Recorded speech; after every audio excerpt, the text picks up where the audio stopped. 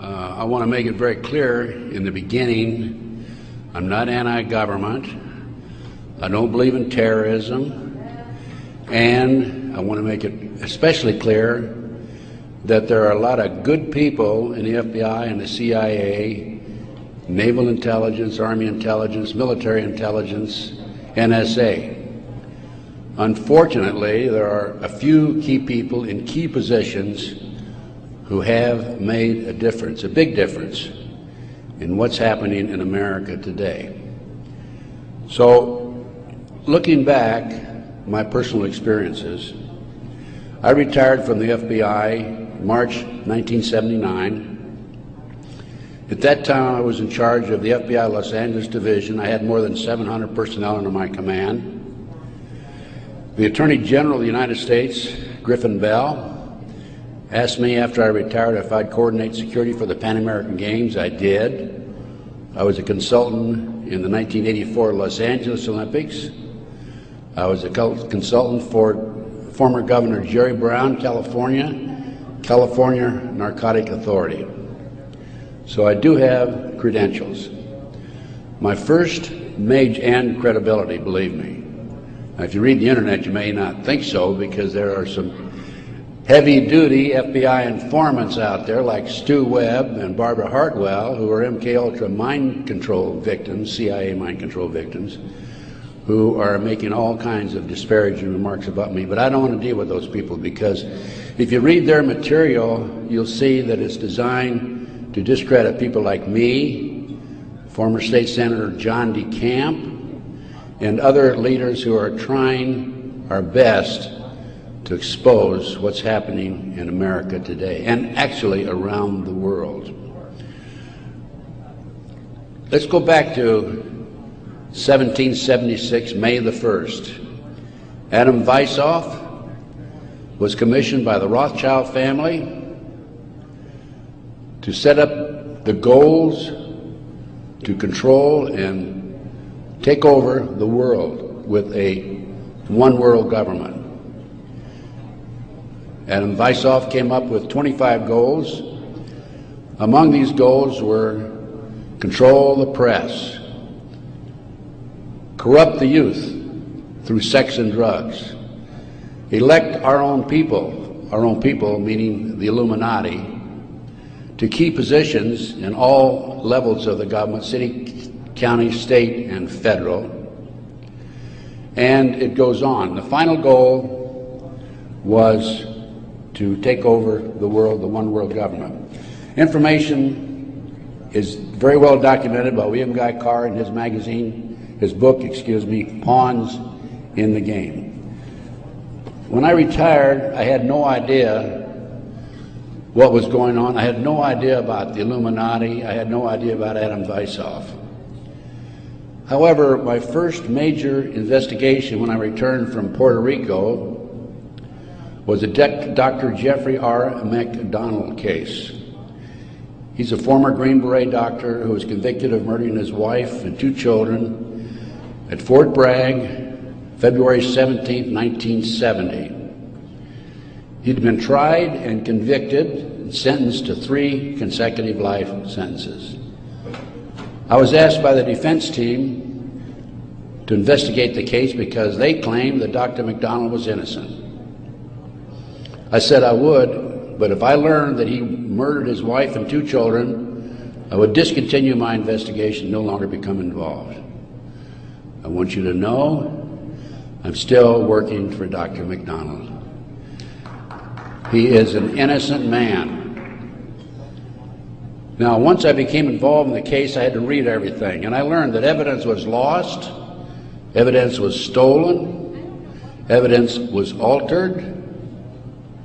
An FBI agent, Paul Stombaugh, lied before the grand jury. And most important of all, Colette, the wife, had skin where she had fought off the assailants under her fingernails. That skin was handed over to William F. Ivory, the chief investigator for the Army, and it has disappeared. 10 months into the case, October 25, 1980, I through a series of circumstances, I don't have time to go into the details now, obtained a signed confession from one Helena Stokely. I had 3 sessions with her, 10 days each, total of 30 days. Helena told me that Dr. McDonald did not commit those crimes, that they were committed by her satanic cult group. And I said to myself, what's this all about? I don't know anything about Satanism. I read about it in the Bible, of course, and that's about it. But as I delved into the case, I learned that drugs from Southeast Asia were being flown into the United States to various military bases in plastic bags in the bodies of the dead GIs. I further learned from Helena that her satanic cult group was involved in distributing these drugs up and down the East Coast. They were mad at Dr. McDonald because he was abusive to the cult members and the GIs who went to the civilian hospital where he was moonlighting for relief of some sort.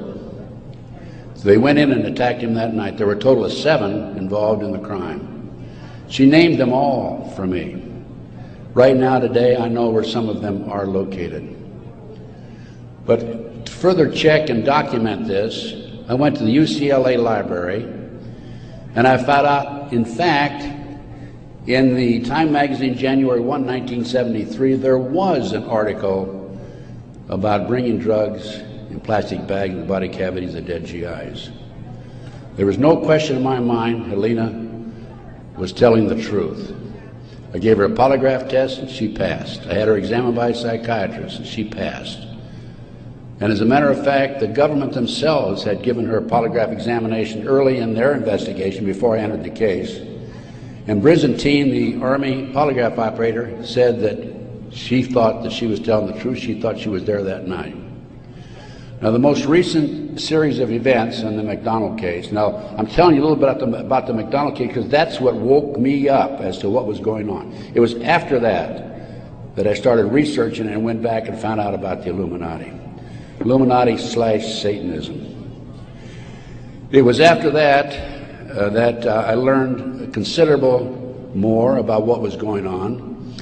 And the most recent information, Dr. McDonald, who's been in the penitentiary for some 25 or 26 years now, appeared before a parole board just 2 days ago, his first that he's ever appeared before a parole board. And the reason he had never appeared before is because, in his opinion, had he appeared before, it would be an admission of guilt.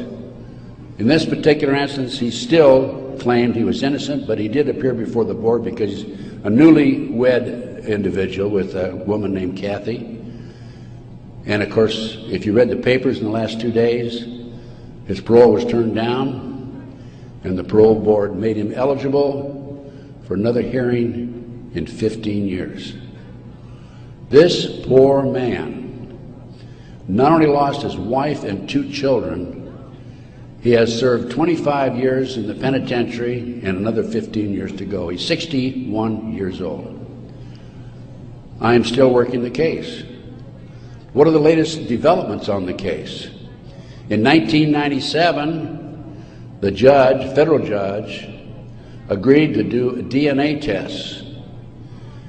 And they chose 15 individual pieces of evidence to be examined.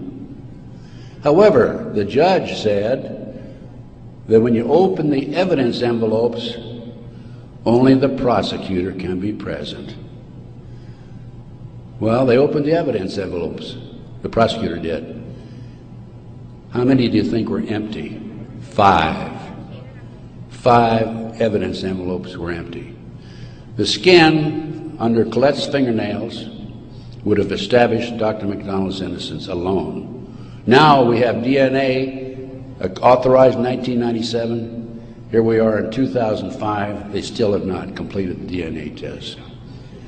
From the McDonald case, the next case I worked of a major consequence was the McMartin preschool case in Manhattan Beach, California.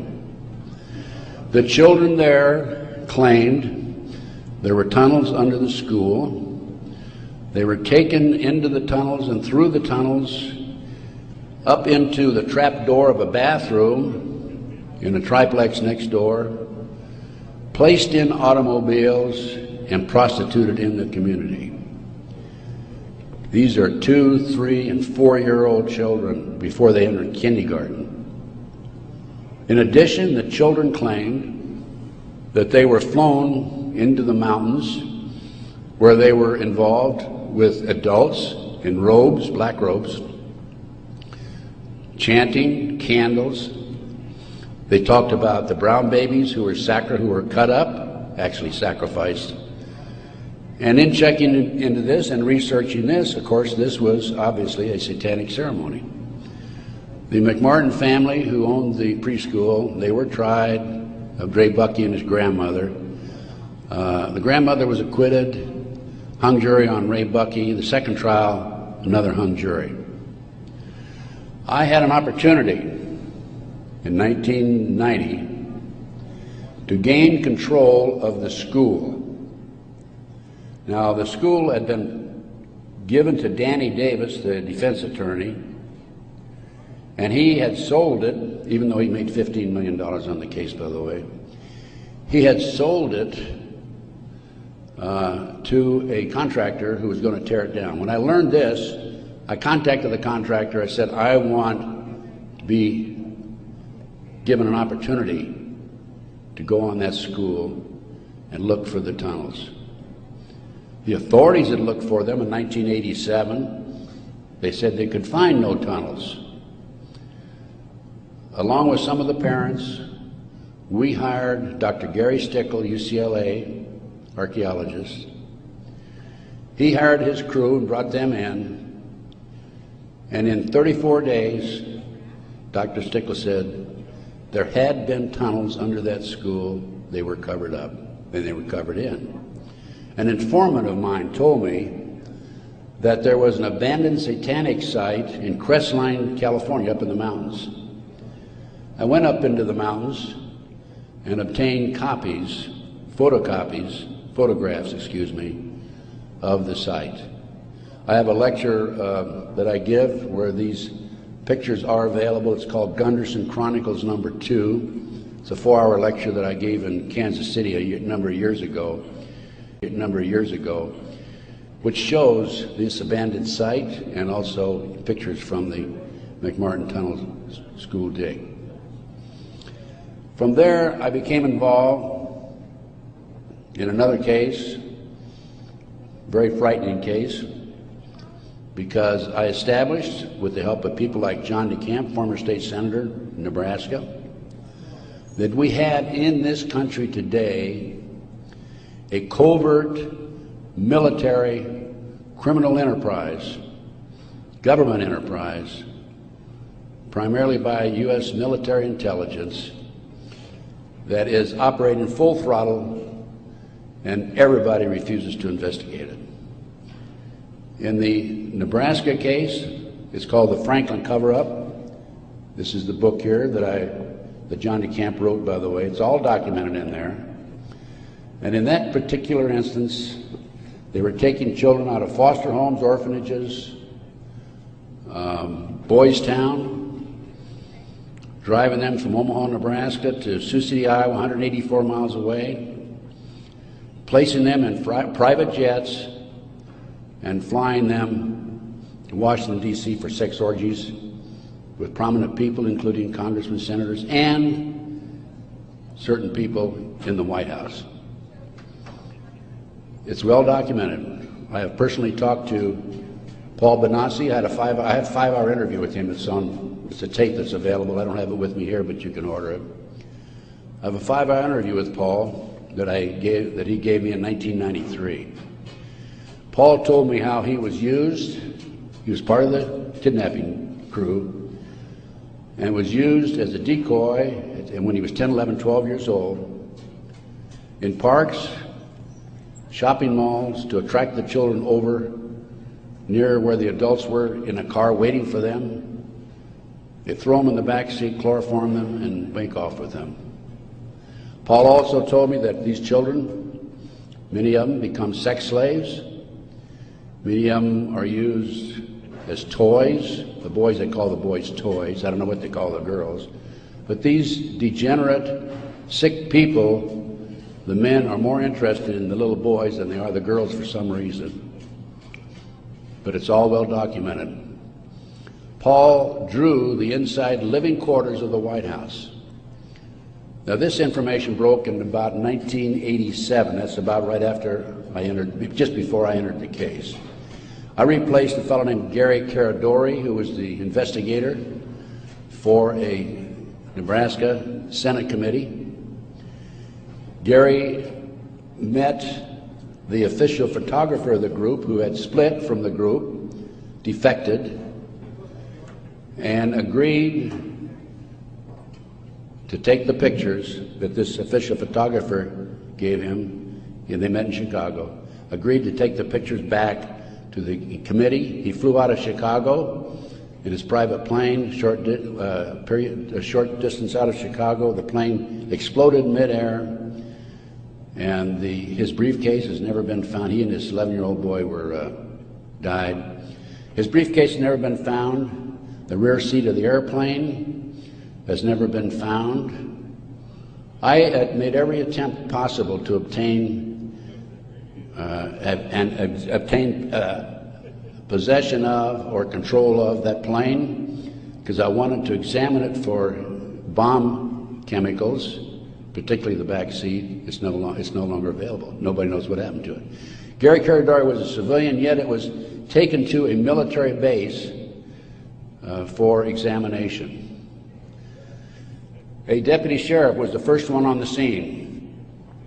He saw the pictures. He started picking up the pictures.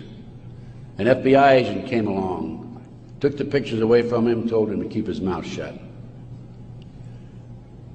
He started talking to a few people. A year later, his wife was murdered. He's no longer talking. This international child kidnapping ring, I later learned, was out of Washington, D.C. It was very active, and the organization is known as the Finders. And I have a report on the Finders back there. Everything I'm telling you is documented, by the way. The Finders has been established and operating throughout the 1960s up to the present time. It was exposed in 1987. They moved their operation to Wichita, Kansas, and they're operating right today in Wichita, Kansas. I have taken my report to the FBI a half a dozen times, demanded an investigation, and I have yet to be interviewed. So we have the Finders, we have the Franklin cover-up, which documents what I'm telling you. We have the pawns in the game. Pawns in the game is the Illuminati. This is the Illuminati/satanic movement in this country today. And the last thing I'm going to mention in the way of a book is why Johnny can't come home. Johnny Gosch was, September the 5th, 1982, a newspaper boy on a Sunday, and he was about to deliver his newspapers in West Des Moines, Iowa. He never delivered any newspapers. He disappeared. The mother, Noreen Gosch, was dumbfounded, didn't know what happened, demanded an investigation of the FBI and by the West Des Moines Police Department. The chief of police in West Des Moines said to her, even though he's disappeared, we do not have any witnesses who saw him being grabbed and placed in a car or being taken control of. So we're not going to investigate it. The FBI used the same premise. They refused to investigate it.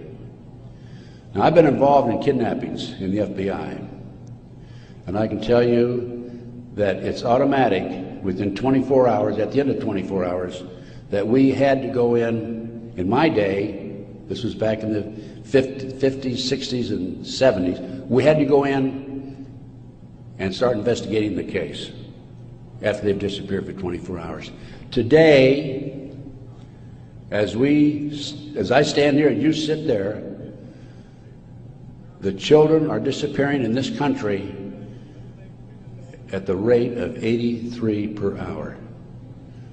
That's over 700,000 children a year. Now I can go back to July 1982. The Reader's Digest claimed there were 100,000 children disappearing every year. There's another statistic that I find very interesting, and that is that it is estimated 2,500 children are kidnapped and murdered in this country every year. That's an unbelievable figure. Yet, the FBI refuses to investigate it. Now, after the Nebraska case, and part of the Nebraska case, most recently, we have a young man named Jeff Gannon, who has appeared in the White House using a fraudulent press pass. This has happened within the last month. Certain people in the White House were questioning him and were suspicious of him because when he would engage in a press conference with the president, President Bush, he was asking what they call soft questions. Soft questions meaning the president would have an answer for them, he'd look good. Somebody started checking into his background. They learned that he was actually an individual named Jim Guckert. This is all on the internet, by the way. And Guckert had a homosexual website.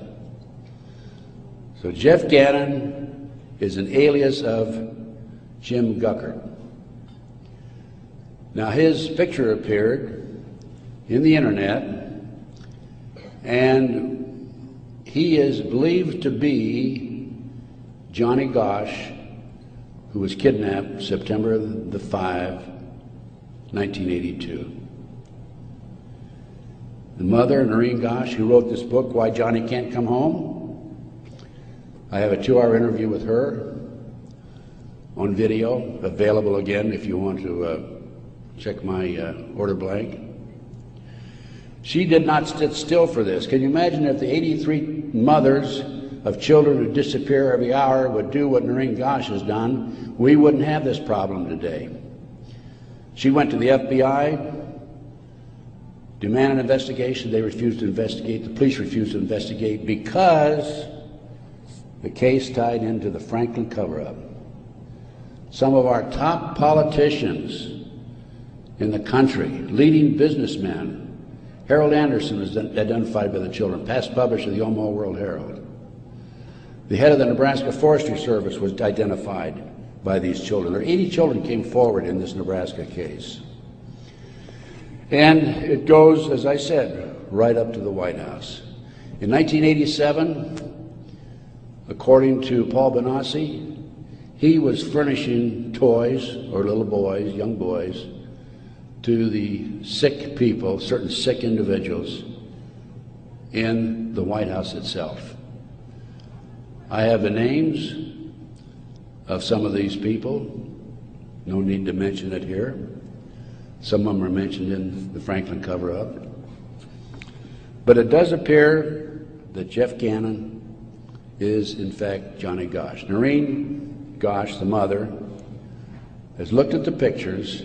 She believes it's Johnny Gosch because he has a scar on his right cheek about the size of a nickel. It's white. Gannon has a scar there also. Little Johnny Gosch had a birthmark on his left chest about 8 inches long. From looking at pictures of Jeff Gannon on the internet, it appears that he had a birthmark at one time, and there's been an attempt to erase it. I personally talked to one of the youngsters who was involved in this network. I've talked to several of them. And he assures me that Jeff Gannon is, in fact, Johnny Gosch. Well, how did Johnny Gosch get from West Des Moines, Iowa, 12 years old, all the way with a phony press pass into the White House as of a few weeks ago? Well, what happened to Johnny is that he was transported from West Des Moines, Iowa to Sioux City. He was placed on a farm for 3 weeks, sexually molested. He was taken to the mountains in Colorado, placed in a cage in a house of some sort, or a cabin, and then later he was used as a sex slave. They didn't kill him, they didn't sacrifice him, although a number of these kids are sacrificed in satanic ceremonies.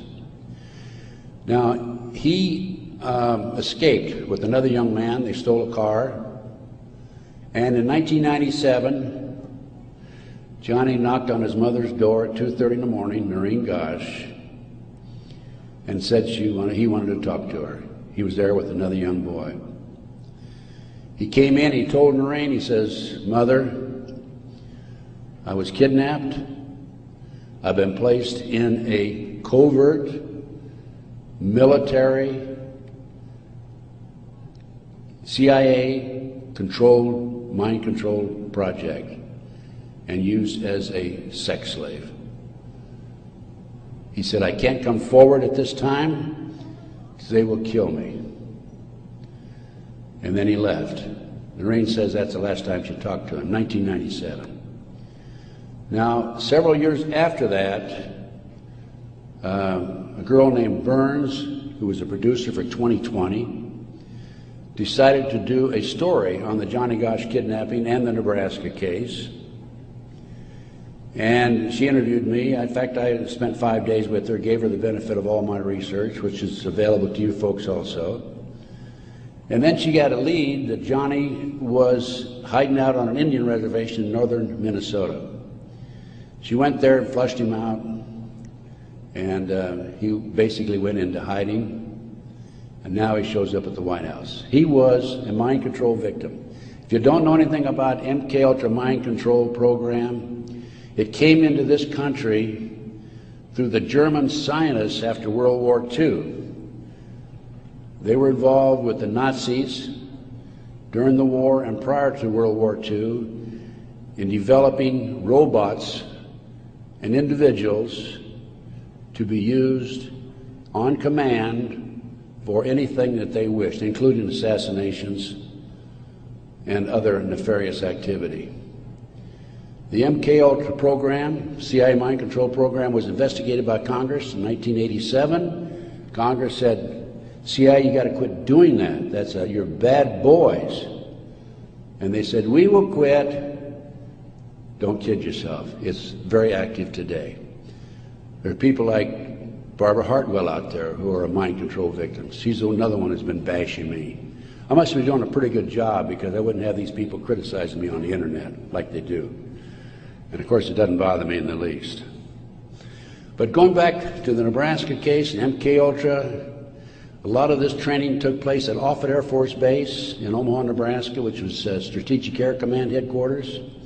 You recall after 9/11, the president flew to, I think it was to the south, someplace in Louisiana or New Orleans, and then he flew to Offutt Air Force Base in the afternoon of September the 11th, 2001, and they had a party there that morning at 9:30 in the morning. He missed the party. He was sorry he missed the party. Warren Buffett was there, by the way.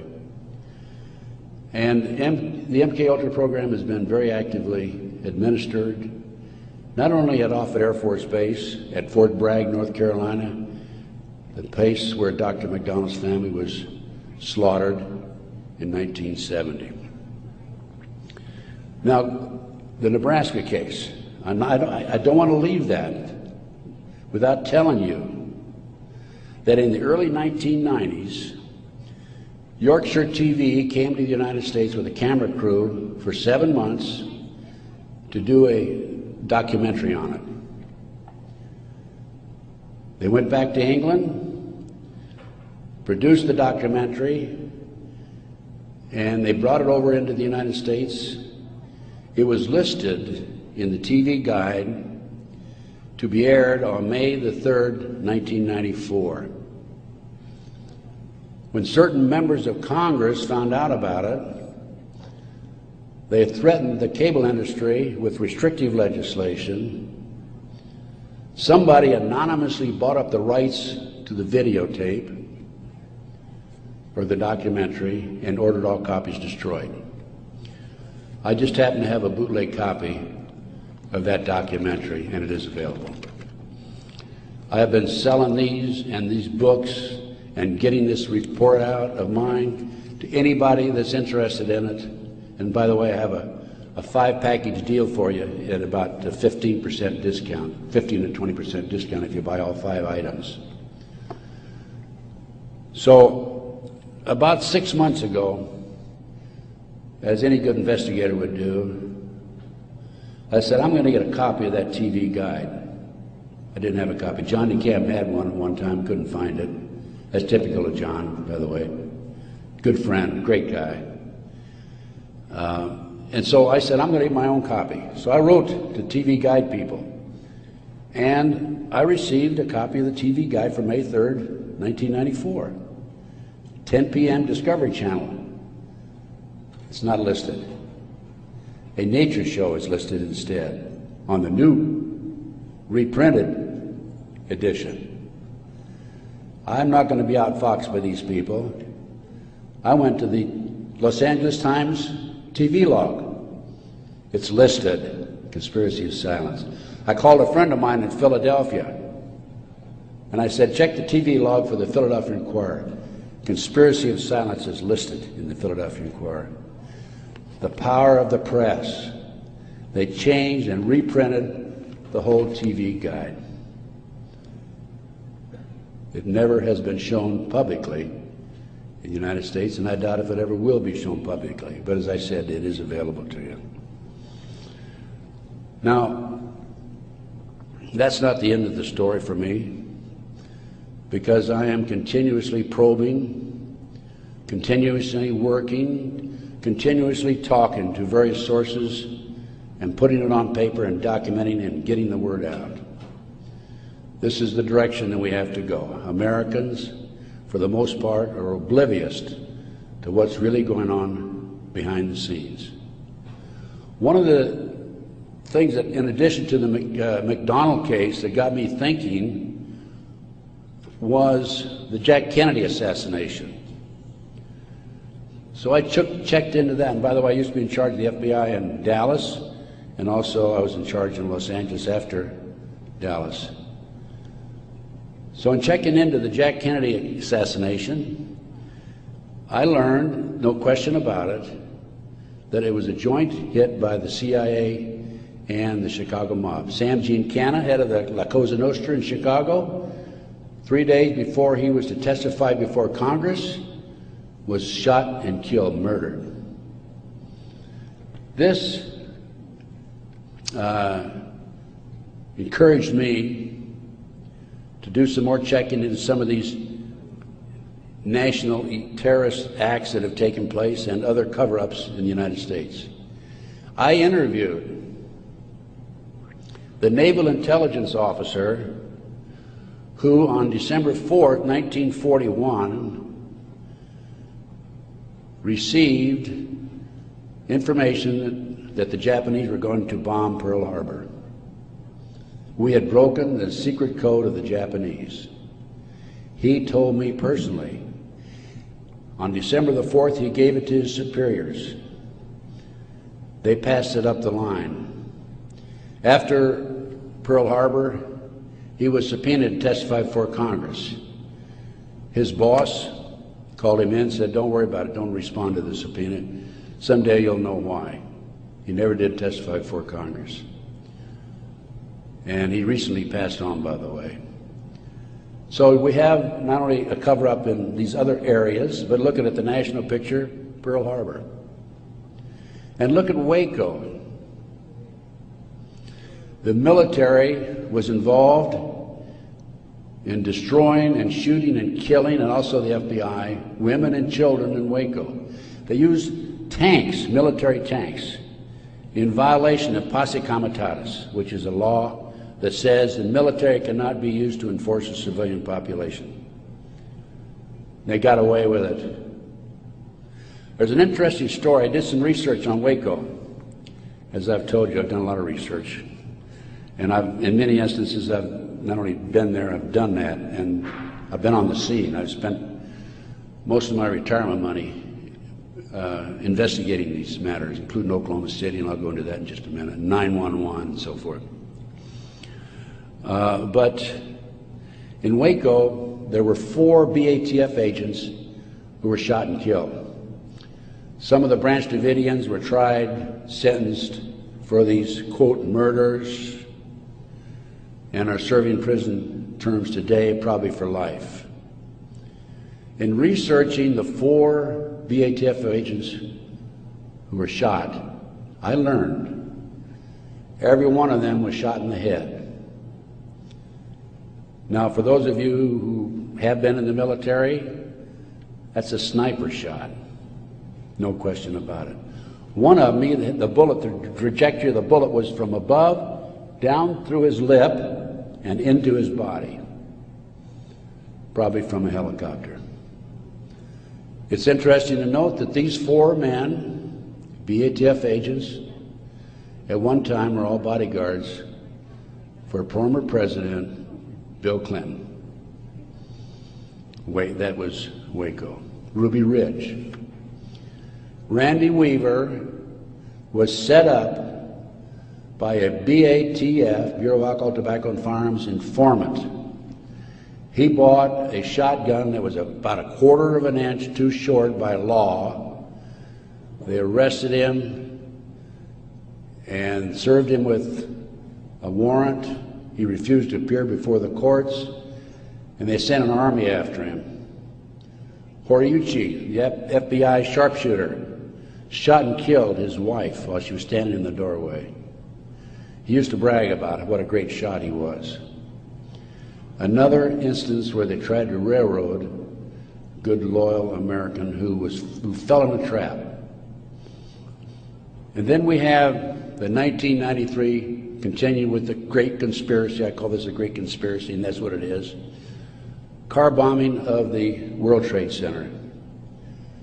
I have a copy of the New York Times, October 28, 1993, and in the article, this was reporting from the trial that took place, an FBI informant named Salam, who was in among the terrorists, testified that he was commissioned by the terrorists to put the bomb together, the car bomb together, to bomb the World Trade Center in February 1993. And fortunately for him, when he met with the terrorists, he wore a body mic so he could record every word that was said. Unknown to the FBI, when he met with the FBI, he also wore a body mic. That was probably what kept him from being set up and framed and sent to prison. This is actually in this newspaper article. He went to his FBI superiors, says, I've been commissioned to put the bomb together. We're going to use a dummy bomb, aren't we? And he was told by his FBI superiors, no, we're going to use a real bomb. Now, I don't understand why Congress and Senate, investigators, and our leaders in Washington, D.C. are not jumping up and down over that situation. The FBI not only knew in advance of the car bombing, they furnished the ingredients for the bomb. Why doesn't somebody take some action in that area? Why doesn't somebody investigate this international child kidnapping ring being operated by the CIA? Why are these congressmen voting on bills like the Patriot Act, which takes away many of our constitutional rights and civil liberties in the best interests of, quote, protection for our country and protection from the terrorists? Let me tell you something, ladies and gentlemen. There are people in our government, a rogue outfit, whatever, I'm not sure, who are actually behind these terrorist acts. And the reason they're behind the terrorist acts is so they can pass bills like the Patriot Act And the reason the congressmen and the senators vote for these stupid bills, stupid by our terms and our definition, is because many of them have been set up and framed through sex and drugs. So then we have Oklahoma City, 1995. I personally made 2 trips to Oklahoma City. I investigated Oklahoma City. Because of my report, the defense attorney for Timothy McVeigh sent 2 of his investigators to interview me. I spent 4 hours with them.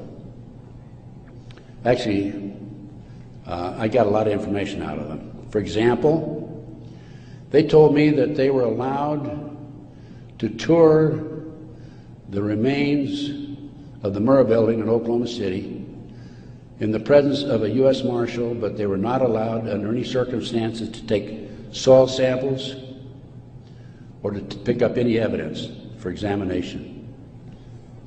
Stephen Jones was their attorney. I heard that they were going to tear down the building. Now, you can trace bombs through what they call the taggants, the chemicals.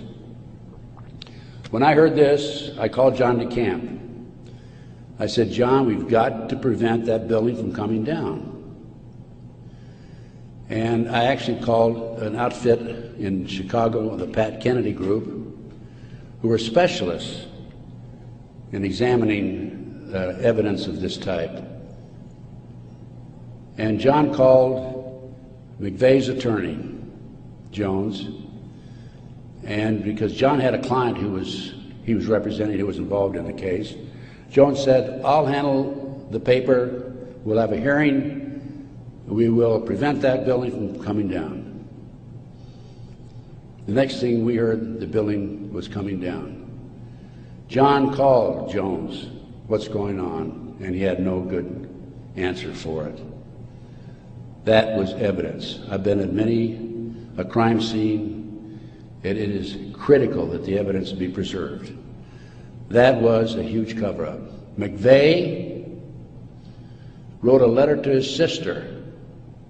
McVeigh was in Special Forces. The government says, military says, oh no, he flunked out. He didn't flunk out. He was recruited out of Special Forces, according to him, a letter he wrote to his sister, to be trained to be a CIA assassin and also to work for the CIA international drug operation, both against the competition and for the CIA pro-drug people. McVeigh was, in my opinion, an MK-Ultra mind control victim. He was visited in prison in Oklahoma and in Colorado by Dr. Jolly West. This was secret, by the way. I happened to find out because I made some phone calls to the right people. Jolly West was one of the foremost leaders, along with Sidney Gottlieb, in the CIA's MK-Ultra mind control operation. Why would somebody like Jolly West go interview McVeigh, not only in Oklahoma but also in Colorado during the trial?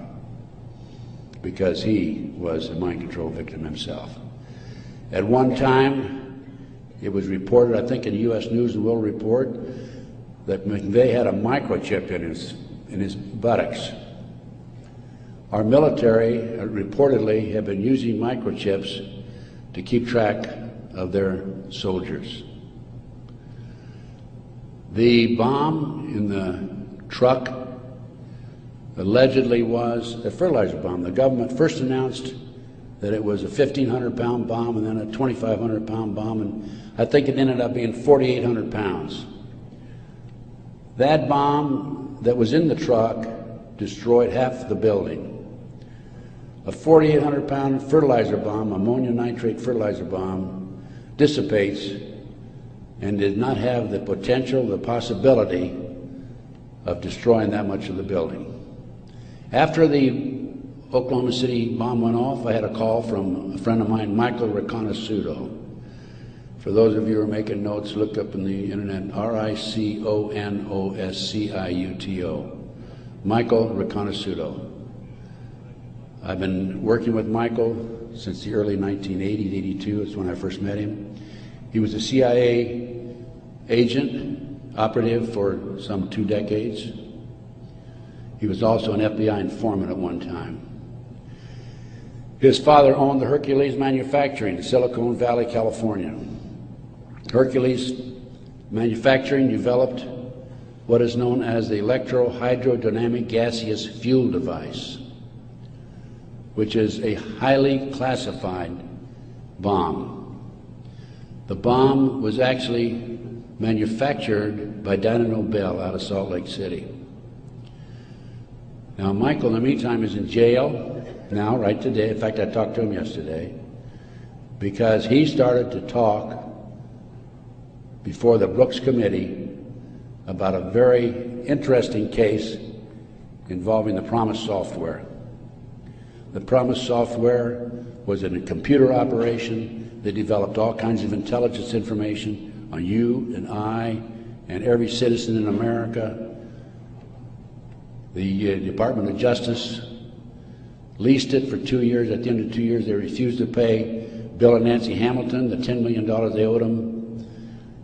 Then the Department of Justice, through Earl Bryant, past president of United Press International, took that computer and sold it around the world. Sold it to the French, to the English, Israelis, Canadians. Unknown to these foreign countries, the officials in these foreign countries, there was a trap door in the computer. Very clever, huh? A trap door secretly allowed us, the U.S. government, to retrieve all the information they developed. Michael Reconnaissance was the CIA agent who developed the trap door in the Promise software computer.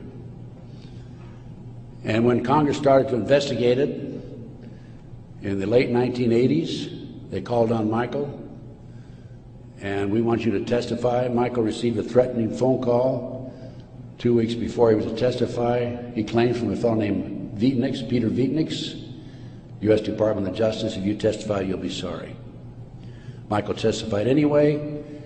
A few weeks later, was arrested for drugs, is now serving a 30-year prison sentence because he dared to expose these nefarious activities by this rogue criminal enterprise operating within the confines of the U.S. government. Now, I got off a little on, I gave you a little background on Michael. Going back to Oklahoma City now, I want you to understand who Michael is. He's not some guy walking down the street with a grocery basket looking for a recycling center, okay? He has credibility. Now, Michael called me right after the Oklahoma City bomb went off, and he said, Ted, he called from prison, by the way, that's my bomb, meaning that Hercules developed it. That was not an ammonium nitrate bomb. Now, when that bomb was tested in 1982, I happened to be with a group of intelligence agents in Palm Springs waiting for the results of that test. It was tested in Area 51.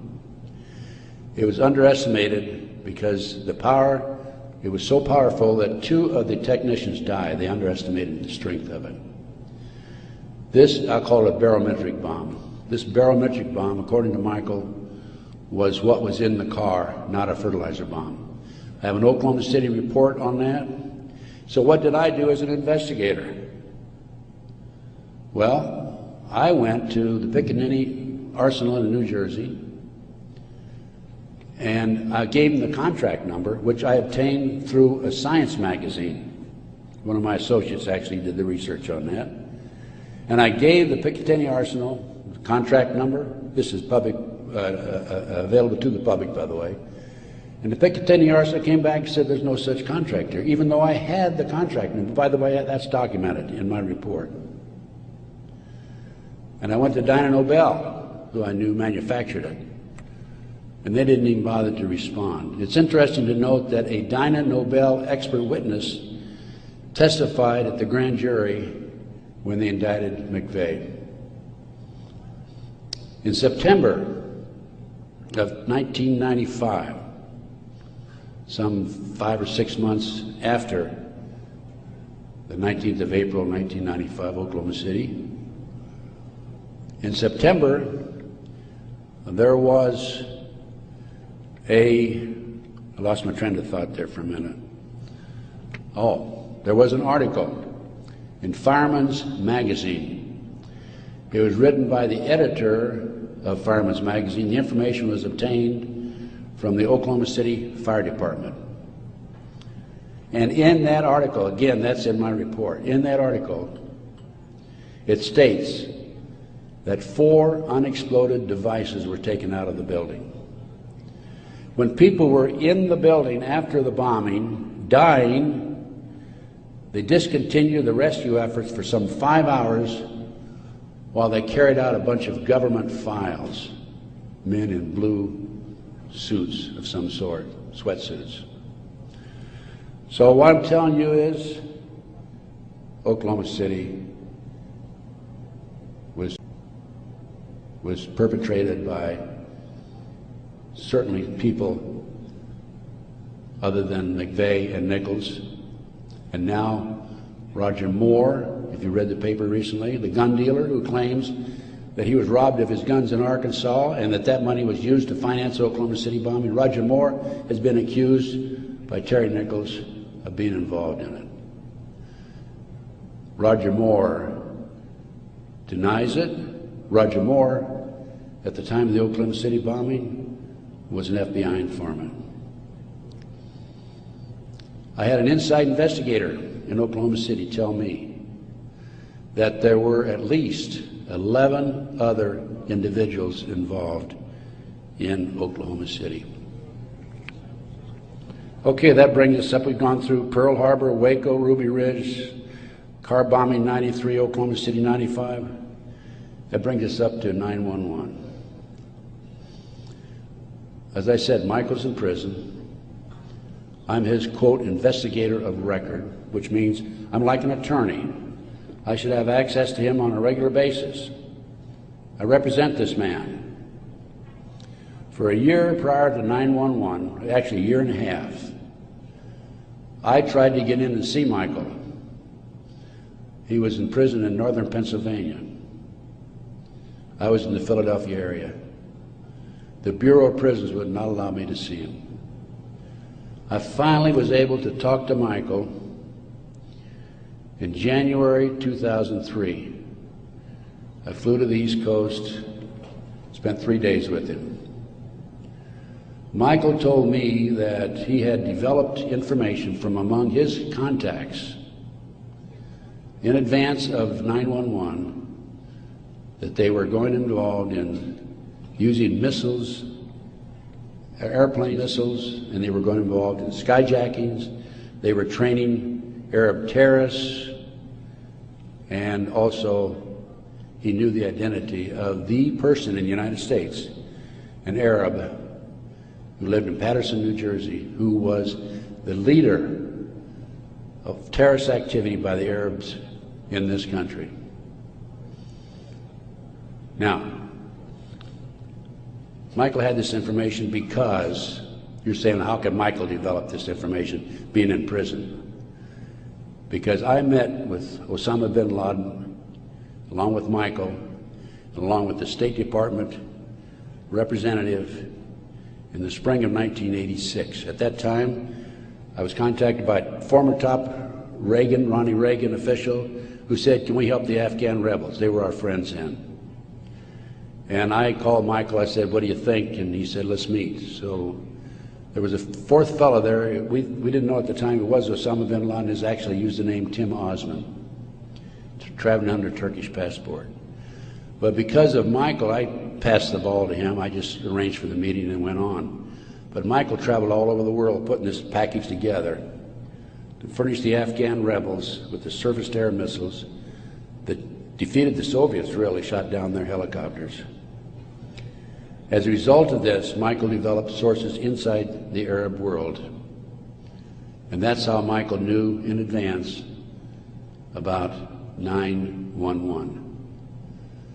Michael told the FBI on March the 20th, 2001, about this plan to use skyjack airplanes and use them as missiles.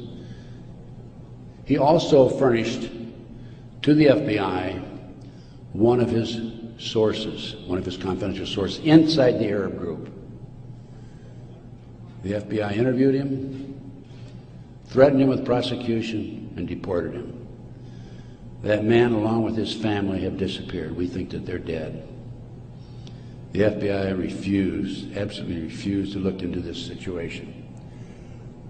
More shocking is that Michael had the names of the people who were obtaining the false names of the people, the Arabs who were obtaining false passports. Had their names. He had the source who could furnish him that information. He told FBI agent Keith Kutry, March 20th, 2001, excuse me.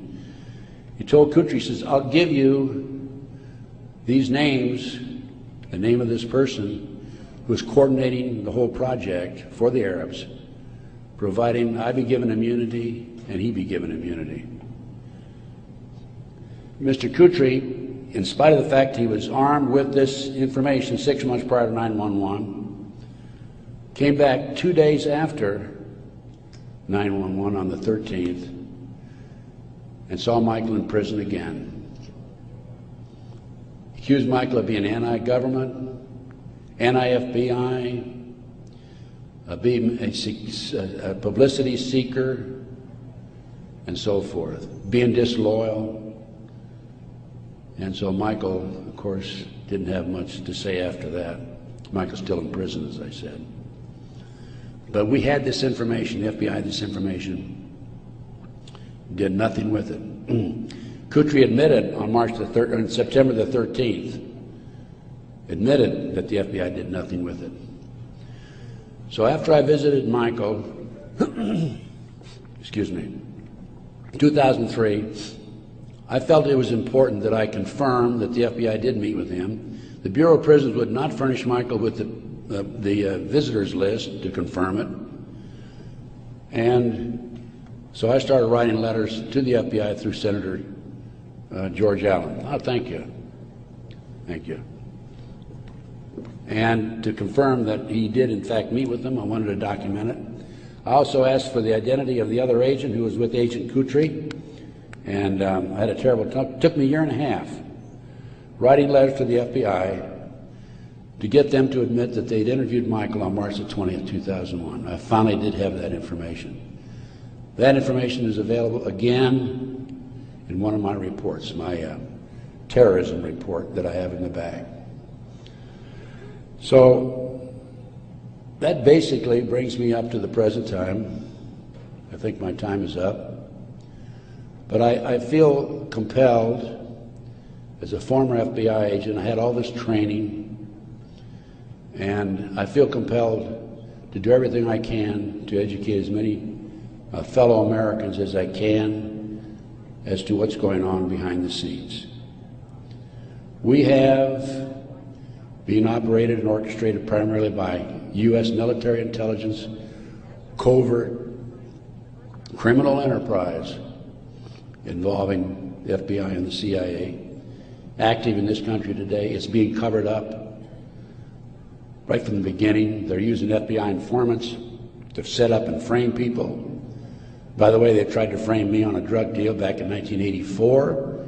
It didn't work. The girl that they used to try to frame me contacted me, said, I need to meet with you.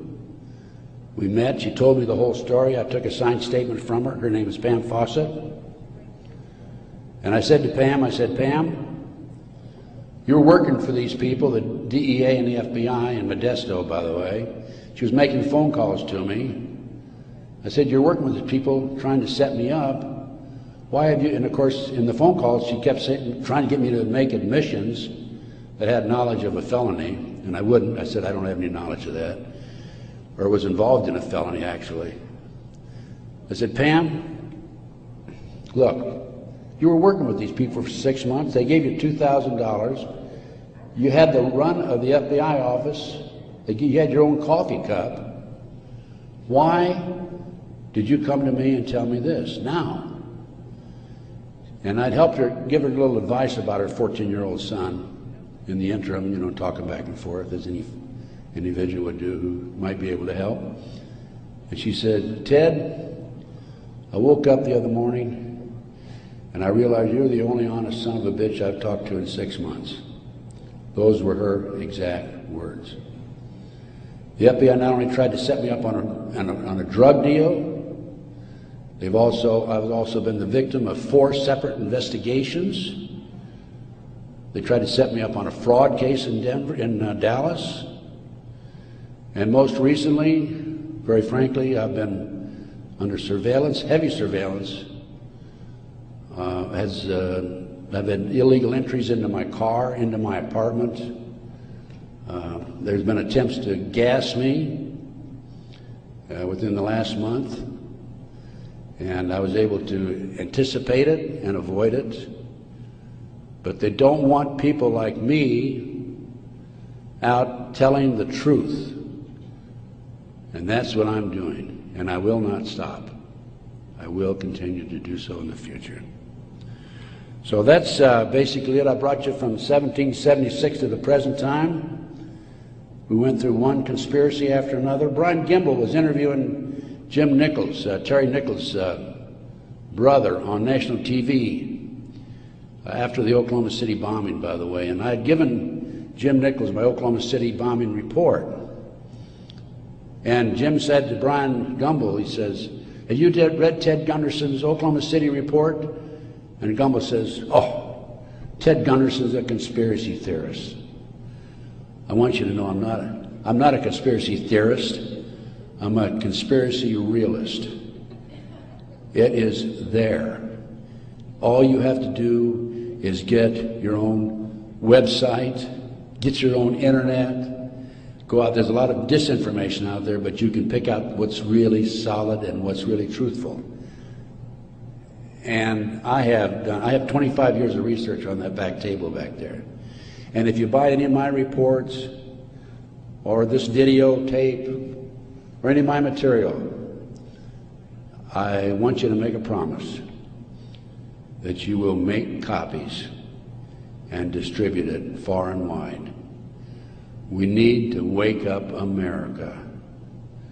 Right now, let me emphasize again, I'm not anti-American. I don't believe in violence. I believe in change through legal means. But we need to wake up an apathetic, sleeping society that is active in America today. And this not only ties into MK Ultra, CIA, it ties into Satanism. There are approximately 4 million practicing Satanists in America today involved in the Nebraska case. And I can go on about satanic cults for another hour, but I think my time is almost up. I might mention that, speaking of Satanism, there are between 50 and 60,000 human sacrifices, according to 3 different sources, in this country every year. The satanic cults operate secretly. The satanic cults are, along with our covert criminal enterprise within the government, a serious threat to our society. And I thank you very much.